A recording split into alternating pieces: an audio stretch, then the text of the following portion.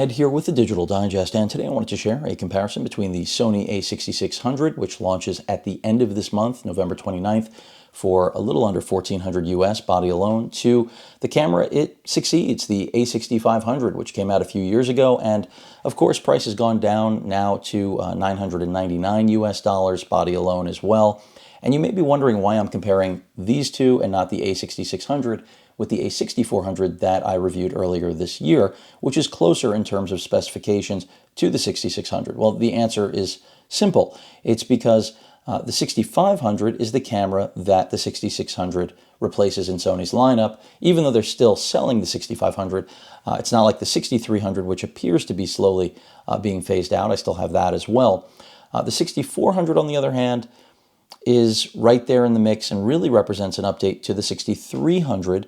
And so what's different about the 6600 and the 6300? Well, 6400, I mean. In-body image stabilization, the same thing you will find on the 6500. The other thing differentiating the 66 from the 64 is the new battery type, but that is also shared in common with the 6500, W series, Z series. That means the 6600 is the only APS-C mirrorless camera Sony has ever launched that will get twice the performance of previous models. In addition to that, the 6600 also has, besides the battery and IBIS, it also has a microphone and headphone jack. Now that is something exclusive to the 6600. No other camera in their lineup has that in the APS-C mirrorless space. So the 6400 is a affordable, solid option. You're looking at $899 US for that.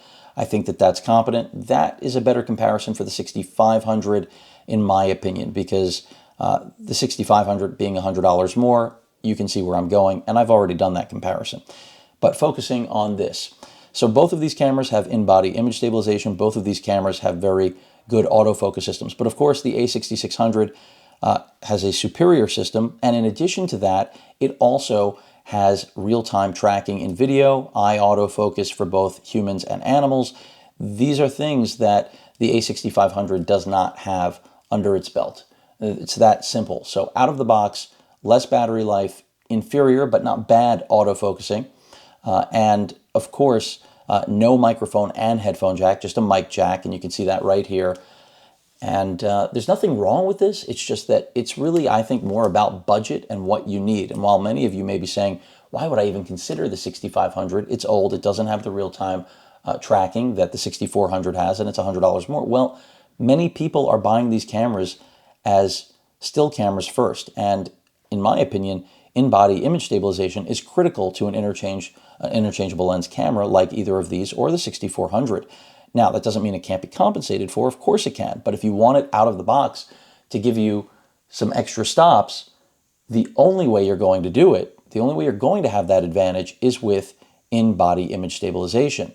If you decide to go with something that doesn't have it, well, you know what you're getting yourself into. And again, I would always rather have it, but if you know you don't need it, if you don't care for it, if you never use it, no reason to look at either of these cameras. The other thing the 6600 has going for it that the 6500 does not is no limit on video recording. So if you're shooting 4K video, you don't have the overheating or time constraints per clip that the 6500 offers. Now, bear in mind, same exact 24 megapixel sensor in both of these. So that's another reason this is a very compelling comparison, is because I've kind of already mentioned the only true advantages, which is, I would say, a better, slightly better autofocus system. You're going to have a higher keeper rate, higher hit rate, the microphone jack, the Type-Z giving you more battery life. But that's really where the tangible benefits, in my opinion, end. And of course, as I keep mentioning, in-body image stabilization in both, it's critical. You're using legacy glass, adapted glass. You want that in-body image stabilization to make up for the fact that it's not native. Because another thing is many Sony lenses, of course, have stabilization natively. So, take that into account, matching these, in terms of stabilized lenses with a stabilized body, and you have a better combo. Now, the 6500 does have a flash, something that the 6600 basically dumped. I mean, there's nothing on there. You still have your hot shoe, but it's gone. But what the 6600 has that, of course, came along with the 6400 is that vlog style screen that comes all the way around. And the reason I'm mentioning this so late in the video is because I don't think this is a game-changing feature. I mean, all of the people who started to rant and rave that this is, the best vlogging camera because of this. Well, yes and no. I mean, it's definitely good to have this flexibility. I like it for self-portraiture as well. However, if you actually intend to use anything with the hot shoe, that's out. I mean, you're going to have to get an accessory that will essentially allow you to mount things away from the screen, like I demoed with the A6400. So I think it's good to have this. I'd rather have it than not have it. The 6500 does not have it. The range of motion is fairly limited. That's it. You can see right there. It's as close as you're coming. So really, it's just, that's your range of motion. With this, that's the whole deal.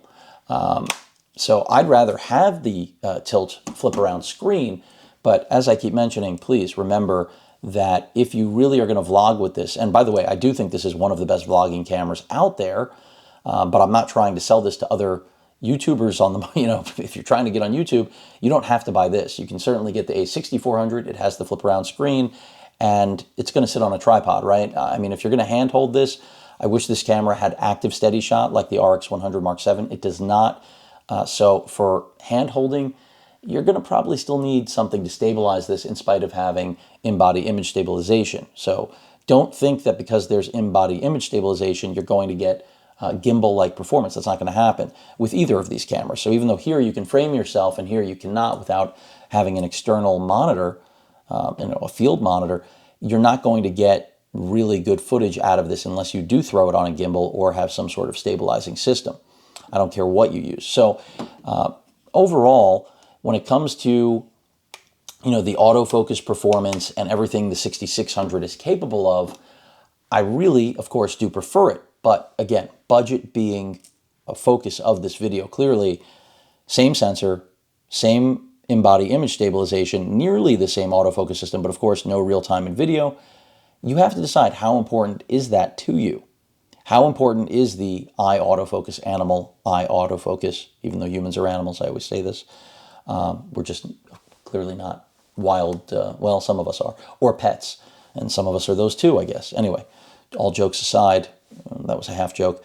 The idea here is that the 6600 gives you everything in one package. And at $1,400, you're certainly paying for it. I mean, again, from the vlogging standpoint, but I would say more of just professional-ish camera, having the microphone and headphone jack is a big deal.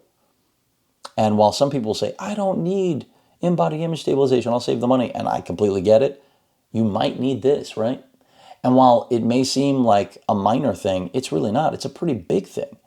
To not have a microphone headphone combo on these cameras has always been an Achilles from making it a complete product. I mean, cameras like the RX10 in their CyberShot lineup have that. Why not have it on a flagship or, top of it, the current APS-C pyramid offering? You need it. But the 6500, as I've shown you, only affords you, of course, the microphone, which is what you'll find on basically all of these cameras, 6400, 6300. So with that cushioning, again, $1399, $999, $400 goes a long way. I mean, that could be buying you your dedicated microphone. I'm not going to say your lens, because even if you stick with APS-C E-mount and not go to FE like the 55 f1.8 here, which is one of the old, original launch lenses and is still sharp as could be. I mean, I love this lens, by the way. I don't give it as much love as I should. But, any native solid E-mount lenses are going to be a lot more than 400, but 400 is a good starting point. So if you're tight on a budget, I still think the 6500 is a great camera. If budget is not an issue to you, then the 6600 should clearly be the choice. And yeah, you can absolutely consider the 6400, but that's only if you know you do not need in-body image stabilization. Again, that is the key difference between the 6600 and the 64, besides battery, and of course, the ability to monitor your audio, not just record it from an external source. So, and also you have, aspect ratios and still shooting here, an interval mode built in. So if you want to do time lapse, it's here on the 6600. The 6500 was, in my opinion, a very solid offering at the time.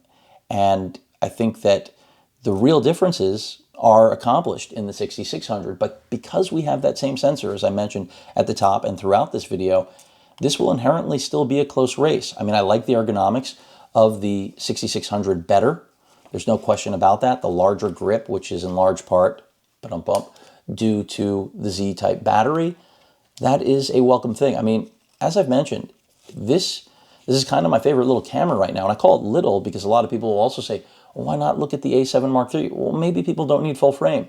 And while you can make all of the arguments about the dynamic range and other advantages to the A7 III, I prefer this camera over the A7 III. Call me crazy. I know the A7 III seems like a lot more camera, but I don't know that people that want the A6600 need that much more camera. And if you put them both in front of me, I would take the lighter weight camera, only because this still performs very well. Now on the still side, the A7 Mark III is better, but its autofocusing capability is not better than this. The ability to have real-time tracking and video, that's a clear advantage. So that's why this camera, being all things equal with the fact that it has the same battery type as the full-frame A7 III, and I don't want to stray too much, this would still be my first choice. In fact, this is on the top of my list right now because it will permit me to consolidate gear and just travel lighter, and that's what I like about it. And again, that's if budget is not going to hold you back. You know, I can sell my A6500, I can sell my A6300, and yes, having this one camera for me is better than having both of those. And that's kind of the way I'm leaning right now, even though this is a demo unit, clearly. It hasn't come out yet.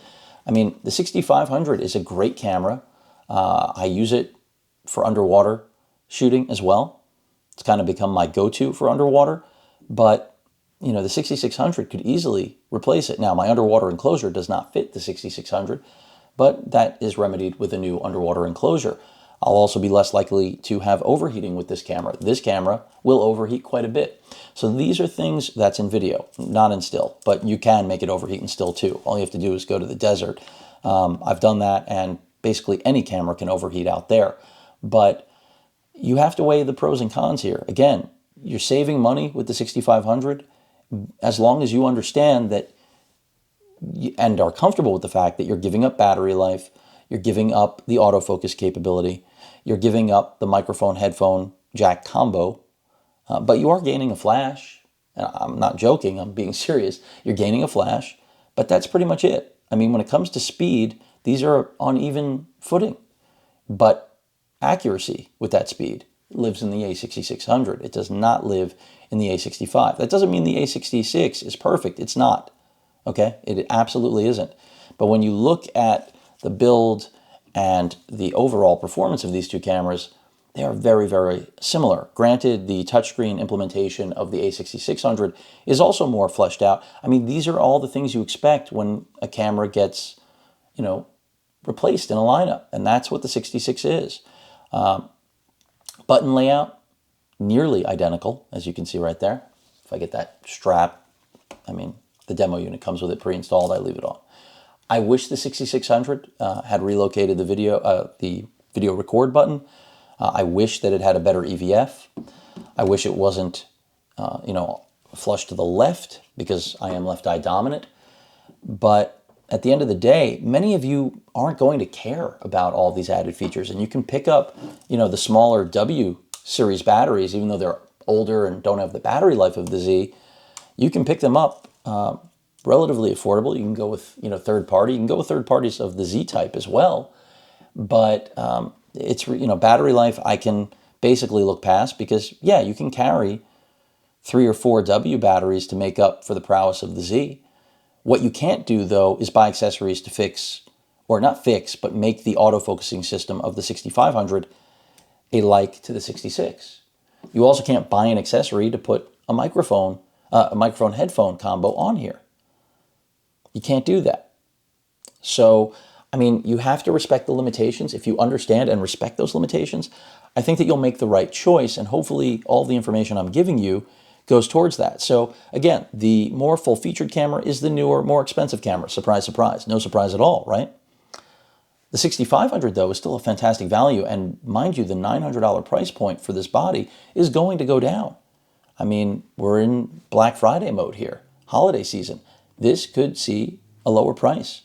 I think Best Buy right now has a Sony sale going on as well, where this is coming in under the $1,000 mark. Same applies to the A6400. And again, if the A6400 meets your needs at $900, it's the value darling of this lineup. But I personally would not give up in-body image stabilization. Yes, even at a premium cost, I wouldn't do it. And I prefer the build of this camera.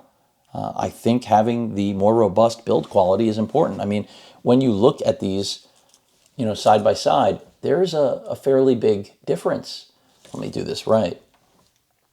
I mean, it doesn't appear that much that way, but just looking at the actual construction of the body, you can clearly see the thickness that goes towards the 6600. It's substantially thicker. It's only a little bit heavier, but it's substantially thicker. And I do really think that Sony has made a really great camera here. It's gotten a lot of negative press.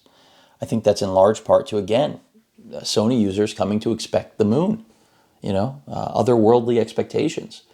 And also, we've been waiting for some implementations that just are long overdue. I'll be the first to admit it. I've been reviewing Sony cameras for a long time. There are certain things that I expected that we still don't have. But that's the way things often work. I'm not accepting it. It's just I don't really have a choice. Neither do any of you. So again, this is not a video where I'm going to criticize the A6600 for the things I expected to happen. This is strictly a comparison to the A65. So I'll save the critique of this for its full review. So again, summarizing. Great sensor in both of these cameras. Yes, it's an old sensor, but it still performs well. I think it still warrants a place in the market. Do I wish we had a new one? Sure, everyone does. Ta-da. But beyond that, the improved battery life, improved autofocus performance, more flexibility with the different aspect ratios, shooting stills, the implementation of time-lapse, as well as having, of course, that microphone and headphone jack combo, it does equate to a better overall camera. Buffers are close enough that I'm not going to really get into the buffer capacity. It's kind of like the autofocus system, slightly better here. But if you're a video shooter, much better because you have real-time tracking. So from a video perspective also, I mean, if video is at the top of your list, if somehow it's first, still is second, this is the camera to buy. If still is first, the 6500 is incredibly compelling because you can compensate for, to some degree. I mean, you don't need it. It's not bad. When it comes to still performance. The autofocus system is very good. Not as good as the 66, but where we don't have real-time tracking, that's a killer in video, in my opinion. I mean, you're going to get a lot of breathing in the focusing here and a lot less over here. It doesn't mean this won't hunt and miss. It does. It's not perfect. But here you're going to have a lot more of that. So it's something to take into account. So again, from a still perspective, these are really close. Video, not so much. And again, it's not that the video quality is better. It's that the focusing system in recording video is better. So just to be clear, I like both of them. I don't think you can go wrong. So I think saving money with the 6500 is a solid option. And the reason I'm not comparing it to the 6300 that I have over here is that, yeah, you could save even more money, but then I really think you should be looking at the 6400. So that kind of answers for anybody out there that's saying, why not, again, the 6400? Forget that I don't own it and don't have a review unit here anymore. I can't really recommend the 6300 with the 6400 being on the market. So again, budget is not a problem, 6600 all the way. But if you need that extra headroom for accessories, other lenses, pick up the 6500. Do yourself a favor. And then you can lock in and wait and see what camera succeeds this. Because I do believe we're going to see an even higher end offering. I could be wrong. I don't think that I'm going to be. Sony knows that they can make a better APS-C camera than even this launch. I mean, again, we got improvements that we were expecting. And that's not a bad thing. It's a step in the right direction. There's more to come, though, in my opinion. And there's still room left in the pricing. And that's another thing you have to keep in mind. There is headroom. And we all are, or many of us are still waiting for that successor to the original NEX7. And that's not this camera. It really isn't. That's a 7 series APS-C camera. And we haven't had one of those since the NEX7. Now, I don't have any information and I don't know what is coming, but I really believe that that will be coming. They wouldn't have made this body if they were really walking away from APS-C altogether. I mean, we got 3 new bodies this year. The 5100, this camera, the 6600, the 6100 I meant, see brain fart there, which is the entry-level affordable model, and then the 6400 and the 66. So 3 new bodies. That's a big year for APS-C, considering Sony hasn't done it in years. So I think we will see a 7 series again, but it may not be until 2021. I can't tell you. I think it'll be sooner rather than later. I think we will see it next year, just as we're going to see some other cameras. And soon I'll have the A9 Mark II in-house, which I know is another camera that, like the A6600, isn't blowing people away, but for professionals, it adds features that pros want. So that'll be interesting to test with the new the 200 to 600 G series.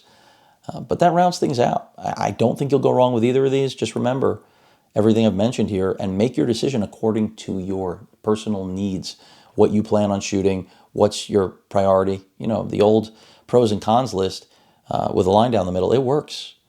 And then you'll know which you want. But at the end, if saving money is your priority, you got to get the 6500 or the 6400. You just have to. If you want one camera that is the best of this group, you have it in the 6600, but you pay for it. Any questions or comments, please feel free to post them. Hit that like button, the bell button, do whatever button you want. And as usual, please feel free to subscribe. Later.